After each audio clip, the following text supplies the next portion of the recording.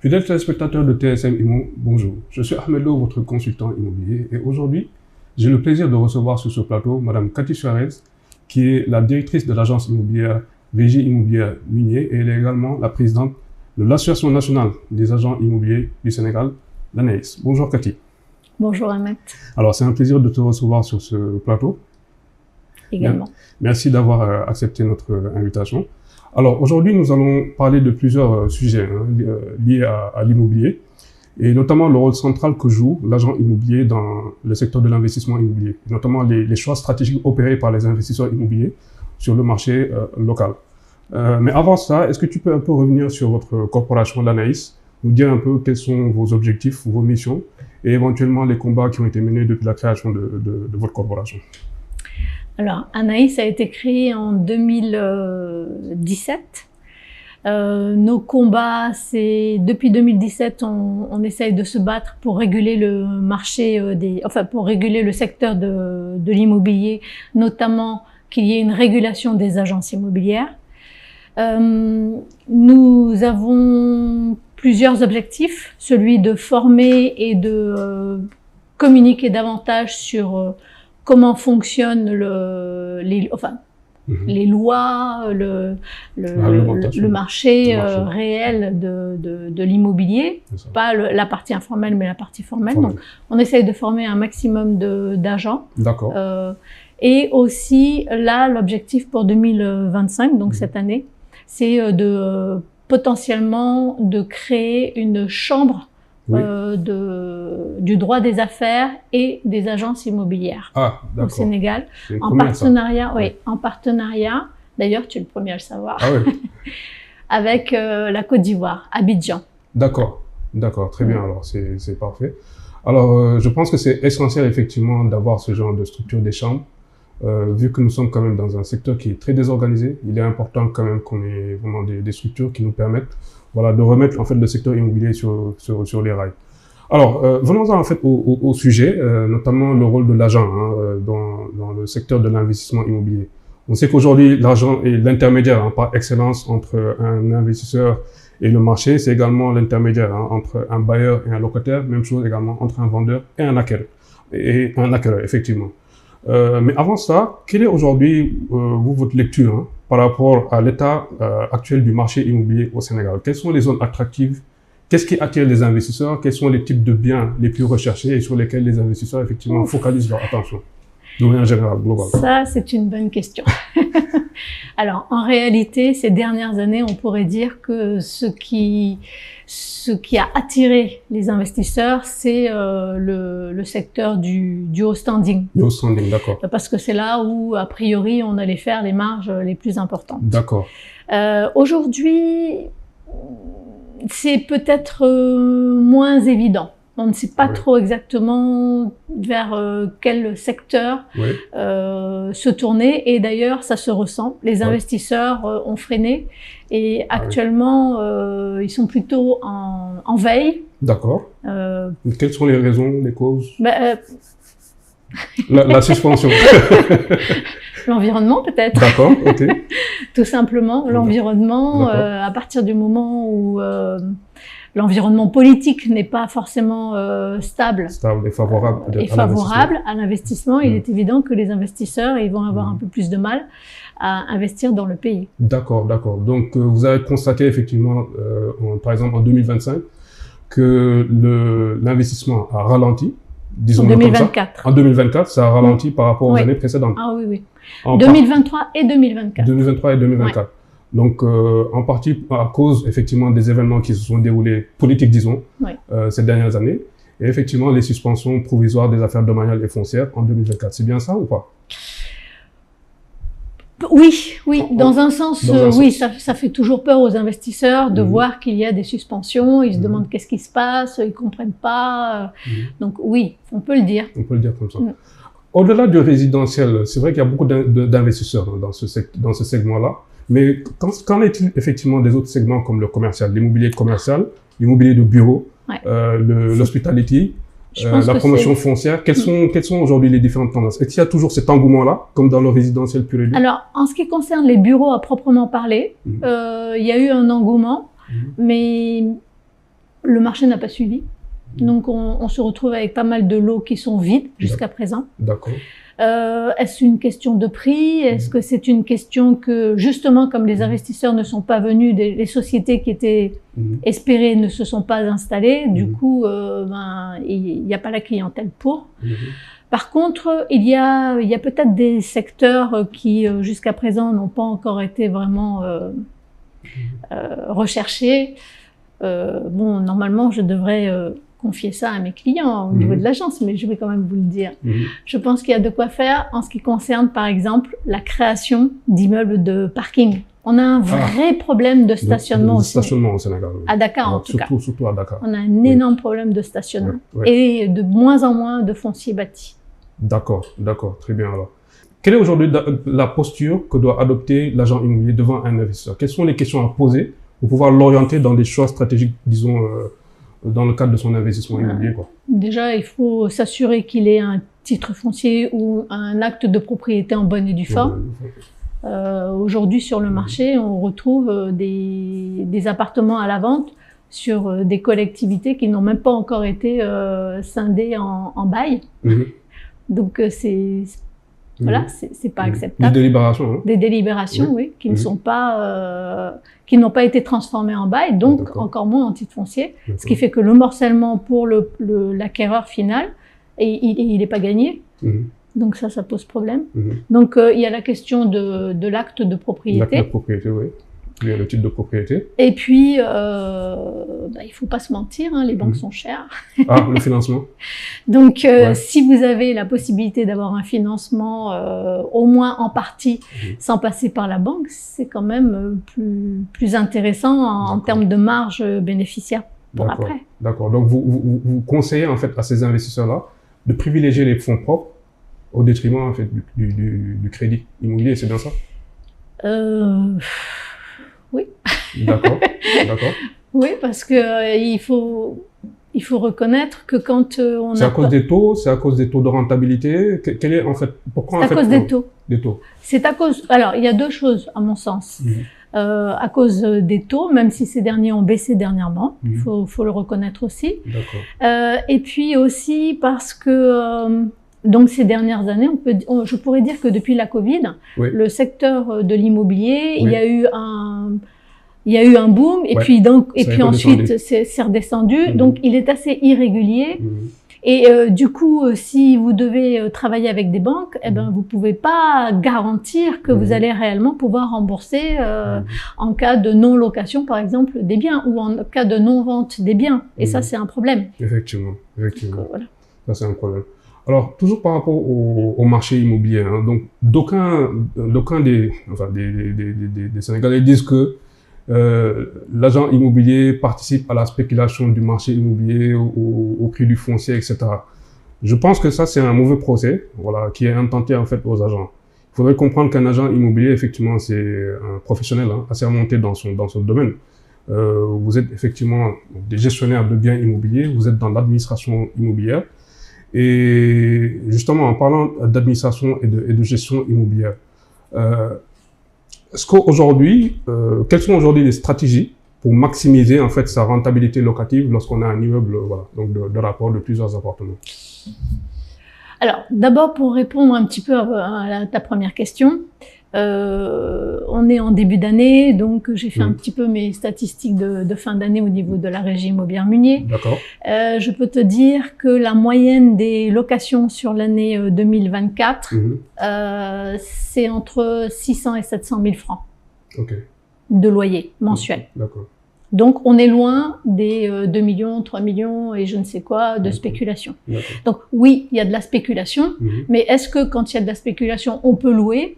Non, il suffit d'aller voir aux Almadies à l'heure actuelle, de se rendre compte qu'il y a énormément d'appartements qui sont vides parce que justement, ils ont été proposés avec des prix largement spéculés. Largement spéculés.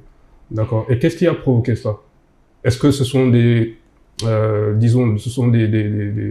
professionnels ou bien Je sais pas, des courtiers, c'est tout il y a des simplement personnes qui ont provoqué en fait ces spéculations-là ou pas? pas du Quel tout. est le problème? C'est le marché. Les propriétaires qui vont devoir éventuellement passer par une banque et qui vont devoir acheter à des prix nettement plus élevés, parce qu'on parle de l'immobilier, mais il faut parler de la construction. Oui, Et il faut parler des coûts de construction. d'accord. Donc, quand on voit que les coûts de construction ont augmenté de plus de 30% Ouais. en l'espace de 2 ans, Mhm. forcément, il faut bien le répercuter quelque part. Effectivement. Donc, Effectivement. quand on le répercute, si les propriétaires, un investisseur, généralement, il veut rentabiliser en 10 ans. 15 ans, pour lui, c'est déjà plus un investissement rentable. Justement, en parlant de période de rentabilité, d'aucuns disent que justement au Sénégal, l'immobilier n'est pas rentable parce que ça prend Ouais. du temps. C'est ça. Est-ce que c'est normal ou pas? Que Alors, ça prenne autant de temps? Parce que sous d'autres cieux, en 3 ans, 4 ans, on peut rentabiliser son immeuble. Mais au Sénégal, c'est pas le cas. Donc, est-ce qu'on doit s'investir dans l'immobilier, oui ou non? C'est ça la question. il faudrait étudier tous les secteurs pour pouvoir répondre à cette question. D'accord. Ceci étant, c'est évident que moi, dans les années, jusqu'aux années 2000, un investissement était rentabilisé en moins de 8 ans. D'accord. Jusqu'aux années 2000. Oui, jusqu'aux années 2000. D'accord. Et puis aujourd'hui, il faut entre 15 et 20 ans. Quand les appartements aujourd'hui qui sont vendus en VFA, par exemple, Oui, oui. la rentabilité qui est proposée, c'est du 15-20 ans. Mhm. Mhm. Facile. Mhm. Mais si on va en Europe ou dans d'autres pays supposés développés, on peut aller jusqu'à 30 ans. Mhm. Ou même pas seulement l'Europe, il suffit d'aller en Asie, D'accord. au Japon. Oui. Donc, je veux dire, tout est une question de savoir exactement ce que l'on recherche. Effectivement. Mais entre 10 et 15 ans, c'est actuellement ce que les investisseurs... Enfin, les investisseurs, eux, ils veulent du 10 ans, maximum. Oui, et maximum, aujourd'hui, oui. on est Oui. entre 15 et 20 ans. Entre 15 et 20 ans. Ouais. Donc, forcément, pour les investisseurs, il y a un gap. Il y a un gap, quoi. D'accord. Et pourtant, Dakar continue encore et encore d'attirer les investisseurs locaux comme étrangers, hein, donc de tout azimut, malgré effectivement cette élasticité au niveau voilà, de la rentabilité. Mais on voit que quand même ça continue d'attirer. Pourquoi? Parce que la raison principale, c'est parce qu'il y a une demande immobilière qui est là. Ah oui, mais il y a un manque de logements. Hein. Il suffit de regarder la population que l'on a et de voir le nombre de logements par rapport au nombre d'habitants aujourd'hui au Sénégal. Mais c'est vite fait. Effectivement. mais justement, en parlant de demande, parce qu'aujourd'hui, c'est vrai qu'il y a une demande assez quand même importante. Hein. Au niveau du cabinet AML, on a estimé la demande globale de logement au jour d'aujourd'hui à 433 000, avec un gap qui se creuse entre 12 000 et 15 000 par an. Mais aujourd'hui, pour un investisseur qui veut s'établir au Sénégal, créer un projet d'immeuble, par exemple, de 10-15 étages, dans le haut standing, quelle pourrait être la cible exactement? Qui achète exactement au Sénégal? Je dirais la diaspora africaine. Ah, d'accord. Les gens de la sous-région. D'accord. Beaucoup. C'est eux qui achètent. C'est eux qui achètent. À l'heure actuelle. Les Ivoiriens, les Gabonais, les Guinéens, les Maliens. Beaucoup les Maliens. Ah oui? Oui. D'accord. D'accord, grosso modo, c'est... Mais pourquoi aujourd'hui, au Sénégal, on n'a pas suffisamment, effectivement, de logements, si vous voulez, accessibles pour le Sénégalais lambda? Parce que là, c'est vrai qu'il y a beaucoup d'immeubles qui pullulent au niveau de Dakar et la zone périurbaine pour du très haut standing. Mais le moyen standing aujourd'hui, voilà, je pense que c'est encore le moyen faible, en fait, dans la chaîne de valeur immobilière. On ne voit plus vraiment comme avant. Mais je pense qu'il faudrait qu'on essaie d'aller vers ça avec les logements sociaux, etc. Tout à fait. Mais pour ça, il faut d'abord faire baisser le coût de construction. Le coût de construction, d'accord. Parce que si les matériaux d'abord le foncier, ensuite les matériaux. Alors, dans la chaîne, moi je dirais, pour faire baisser les coûts de construction, il faudrait peut-être envisager une industrialisation plus importante au Sénégal. Oui. Parce que si, mis à part le ciment, où là on n'a pas de souci, mais bon, le fer, il y a quelques usines, mais encore, il y a beaucoup de fer qui est importé. D'accord. Et pour tout ce qui est finition, on importe tout. Ok. On importe tout. Effectivement, les secondes œuvres. Et puis aussi que les taxes soit peut-être un peu allégé au niveau de la construction. On ne peut pas avoir des taxes élevées. Pourquoi est-ce qu'en Côte d'Ivoire, ils ont des logements nettement moins chers que nous? Ils ont les mêmes problématiques que nous. Que nous, oui. Ok. C'est intéressant ça. Alors, pour un investisseur aujourd'hui qui s'oriente vers un immeuble de rapport, d'accord, dans le haut standing, naturellement, après, il va falloir déléguer effectivement la gestion de cet immeuble-là à une agence immobilière. Donc, il y a un suivi effectivement donc des locataires, l'entretien des biens, d'accord, et la gestion des loyers.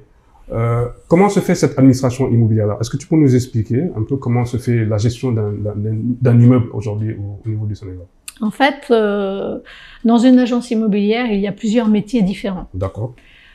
Tu as le métier, la location, c'est du courtage. D'accord. C'est du commercial, c'est du courtage pour amener un client, enfin un locataire, à vouloir louer un bien. Ensuite, il y a la gestion du bien. La gestion du bien pour le compte du propriétaire. C'est un autre métier. C'est-à-dire, c'est de l'administration de biens. On va faire un contrat, on va faire le contrat du locataire, on va vérifier le dossier du locataire pour le compte du propriétaire, on va faire un état des lieux, d'entrée, de sortie, on va vérifier qu'il paye bien son loyer et on va faire un compte rendu régulier, un relevé de compte au propriétaire de façon à pouvoir lui restituer son argent après avoir payé toutes les taxes qui sont dues au gouvernement.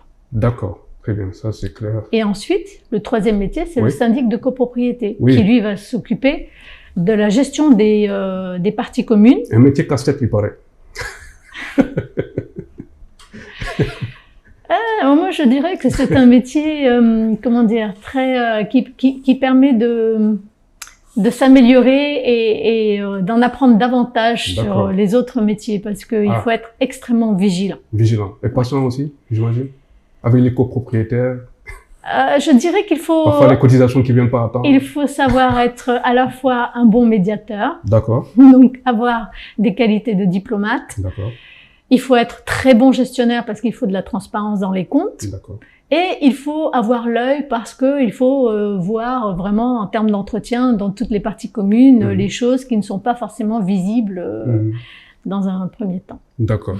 Alors aujourd'hui, Cathy, on est de plus en plus dans une ère de digitalisation où les outils digitaux aujourd'hui sont en train carrément de pénétrer les différents métiers de l'immobilier.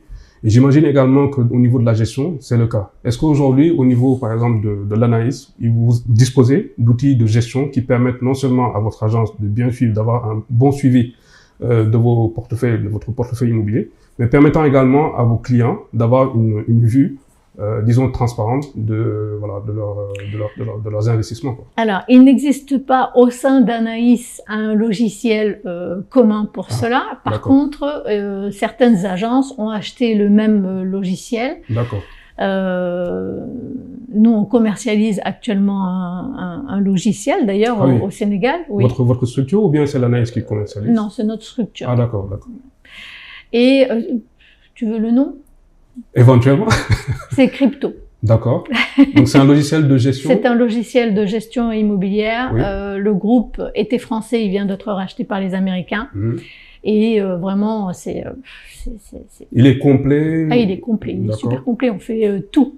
Le syndic de copropriété, la comptabilité, la transaction, la négociation, tout. Tout est sur le logiciel. C'est vraiment fabuleux. D'accord, d'accord.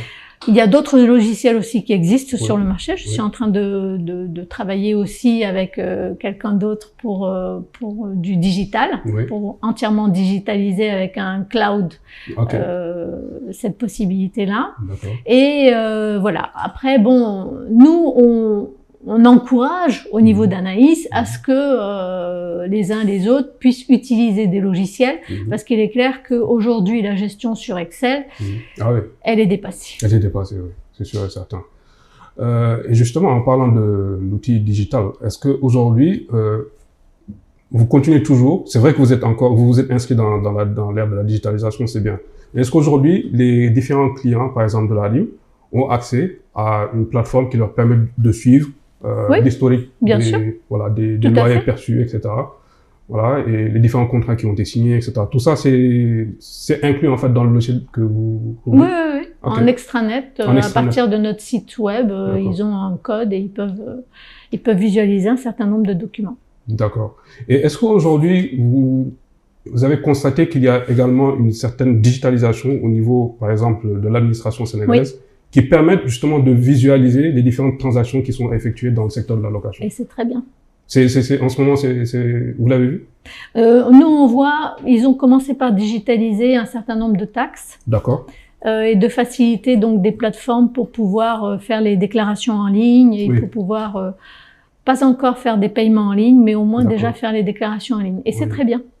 Parce que je pense que l'enregistrement des contrats de location digitalisés serait quand même un volet très important qu'on aura, je dirais, passé, quoi. Si jamais on arrive à passer ce volet-là, ce serait parfait. Au moins, l'État aura une visibilité sur les différents contrats formels, voilà, qui sont signés entre un locataire et un bailleur, par le biais effectivement d'un agent immobilier. Ça permettra également d'avoir l'évolution des prix. Mais... Donc ça aussi, je pense que ça pourrait être un volet sur lequel le Sénégal pourrait travailler encore davantage. Tu vois, Ahmed, on focalise sur l'enregistrement des baux. Oui. Mais parlons chiffres.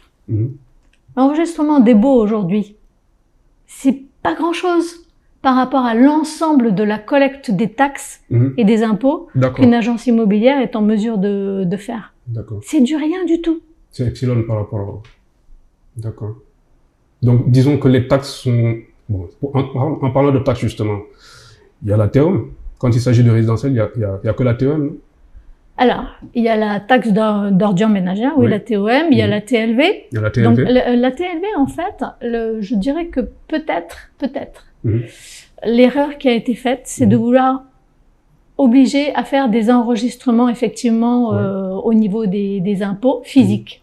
D'accord. Parce que, avant, et il existe encore des contrats qui sont comme ça, il y a la TLV, je crois que c'est mensuel ou trimestriel, je sais plus. Bref, on a la possibilité de pouvoir aussi payer au fur et à mesure la TLV. Oui, c'est mensuel en fonction des contrats. D'accord. Donc, et nous, d'ailleurs, on prélève cette TLV mensuellement au niveau de nos contrats. Donc, avec une plateforme où il suffit simplement d'inscrire les TLV qui sont enregistrés, ça suffirait largement et ça augmenterait la cagnotte. Ben oui. Les taxes perçues par l'État, oui, effectivement. Tout à fait. Et on n'aurait pas parce que la grande difficulté des droits d'enregistrement, c'est que les locataires, ils rechignent pour aller payer les droits d'enregistrement. Si l'agence est derrière elle, donc ils vont imposer au moins la première année, mais les années d'après, une fois qu'ils sont dans les lieux, c'est extrêmement difficile d'arriver à leur faire payer les enregistrements. C'est compliqué. Donc si on avait cette possibilité tout simplement de faire passer ça dans les contrats, le problème est résolu. Effectivement, et ça c'est bénéfique pour l'État. Bénéfique également pour les professionnels et ça, bon, on aurait quand même un secteur un peu plus, disons, régulier, un début de secteur régulé. L'État a tout intérêt à ce que le secteur de l'immobilier soit régulé avec des agences immobilières formelles. Je te disais tout à l'heure, j'ai fait le calcul. Nous, agence, on est au centre des moyennes entreprises, on paye grosso modo 12 millions par mois de taxes. Sur l'année, ça fait quand même 144 millions. Il y a combien d'agences formelles au Sénégal aujourd'hui? Il y en a très peu. Il y en a très peu. Disons même qu'il y ait 10 agences qui payent la même chose que nous. Ça fait déjà presque 1,5 milliard. Quand même. Pour le gouvernement. C'est pas négligeable, hein, Mais ça n'est pas négligeable. Et donc, et sans compter, bien sûr, si on arrivait à réguler pour les 300 autres agences qui sont dans l'informel. Donc peut-être qu'il y a là quelque chose qu'il faudrait étudier, analyser et permettre à l'État de lui faciliter la tâche à travers les agences immobilières. Effectivement, tout à fait. C'est très pertinent et j'espère que ça tombera pas dans l'oreille d'un sourd. Alors, on est bientôt arrivé à la fin de notre émission, Cathy, mais on peut pas justement se quitter sans parler de questions d'actualité. Effectivement, en ce moment, tout le monde le dit, hein, c'est sur toutes les lèvres que l'immobilier au Sénégal, le secteur de BTP, le secteur de la construction en ce moment vit des moments difficiles. L'année dernière, effectivement, lorsqu'il y a eu le nouvel avènement du nouveau régime, il y a eu une suspension effectivement primatoriale des travaux sur le littoral et dans certaines dans certaines régions du Sénégal. D'ailleurs, même ce matin, en lisant justement la une des journaux, j'avais vu également qu'il y a eu encore un ralentissement ou bien une suspension carrément de certains lotissements au niveau de certaines zones au niveau du Sénégal. Alors, quelle est, vous, en tant qu'agent, votre lecture par rapport à cette situation-là depuis l'année dernière à ce jour, vu que vous êtes effectivement au centre même, au cœur même de la chaîne de valeur immobilière au Sénégal?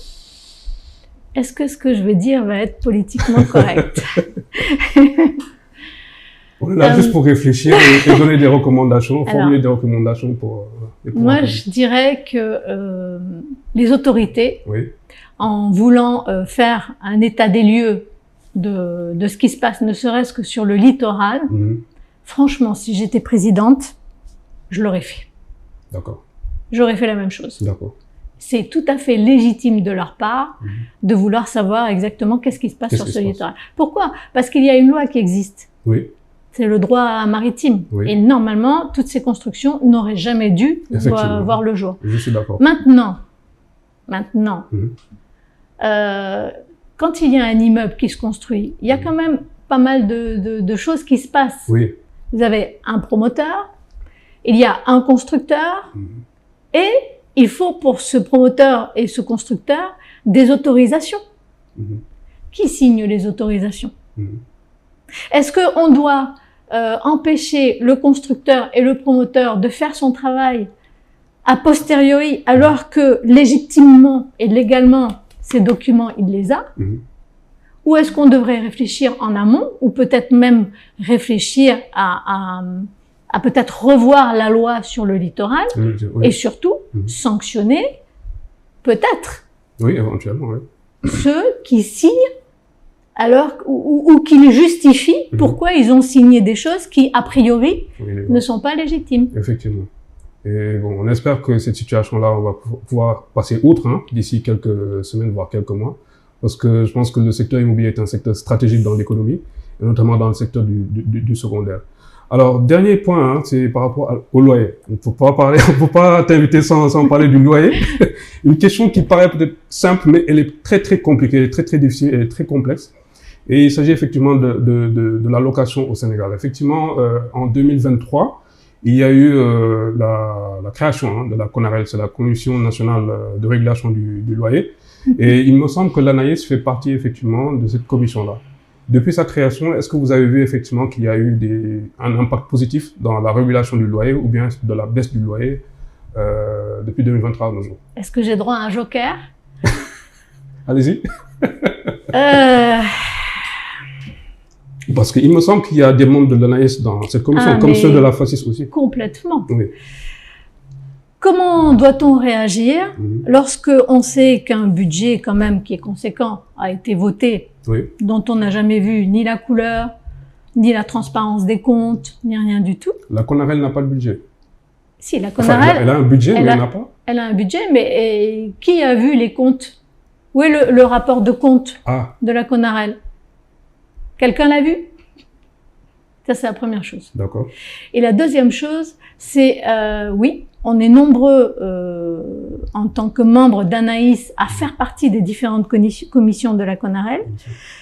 Ahmed, je suis moi-même membre de la commission sur Dakar, sur Dakar Plateau. D'accord. Nous n'avons jamais été convoqués à aucune réunion. Ah oui? Non. Ça fait bientôt 2 ans, la CONAREL. Ça a été créé, je pense, en mars. Ouais, c'est un an et quelques. Oui, mars 2023 aujourd'hui. Nous n'avons jamais été convoqués à aucun... Alors, moi, je veux bien, j'entends parler, il y a pas très longtemps, j'étais invitée dans une réunion pour les syndics de copropriété et il y avait effectivement... Au ministère, il y avait la CONAREL qui était là et j'entends qu'il y a des tas de médiations, de je ne sais quoi, qui sont mises en place, etc., etc. Okay. Mais c'est mis en place entre qui et qui puisqu'il n'y a pas de commission? Mais ça, c'est un problème. En tout cas. D'accord. Et vous avez des membres permanents qui sont là-bas, c'est ça? Oui. D'accord. D'accord. Et jusque-là, est-ce qu'il y a eu des résultats? Est-ce que vous avez constaté des résultats? On n'a rien vu. Parce que vu. le président était invité à une de mes émissions ici sur TSM. Je le salue, je l'apprécie beaucoup. Voilà. Et on le salue de passage, le président Momando. Et il nous disait effectivement qu'il y avait des réclamations qui ont été effectués, qui ont été traités aussi par la CONAREL. Par qui? Dans quel cadre? On nous dit que c'est la CONAREL. Bon, nous on suppose, parce que c'est vrai qu'on n'en fait pas partie, on suppose que ce sont les commissions, les membres, enfin, la structure en tant que... Moi aussi, c'est ce que j'aurais pu supposer. Et d'ailleurs, quand l'Anaïs s'est engagée, elle s'est engagée pour ça. Oui. Mais rien. Nous n'avons aucune information. Donc, je ne saurais en dire plus. D'accord, donc très bien. Donc, Président Ndao, je vais vous inviter à nouveau. Il faut qu'on reclarifie un peu tout ça. Alors, on est arrivé au terme de cette émission, hein, Cathy. C'était vraiment un grand plaisir d'apprendre beaucoup déjà sur le rôle des agents immobiliers dans le secteur de l'investissement immobilier. On a parlé effectivement donc de l'Anaïs également, vos missions, vos différents objectifs. On a également eu à parler du rôle de l'agent dans la valorisation des biens immobiliers. On a abordé aussi la question de la gestion des aspects juridiques et administratifs, la digitalisation également. Effectivement donc des outils de gestion immobilière et parler également des questions d'actualité. Alors avant qu'on se quitte, ton dernier mot? Déjà un grand merci pour m'avoir invité. Je pense que ces émissions sont vraiment très intéressantes et très importantes pour un petit peu éduquer et expliquer à la population, non seulement aux autorités mais aussi à la population, réellement ce qui se passe.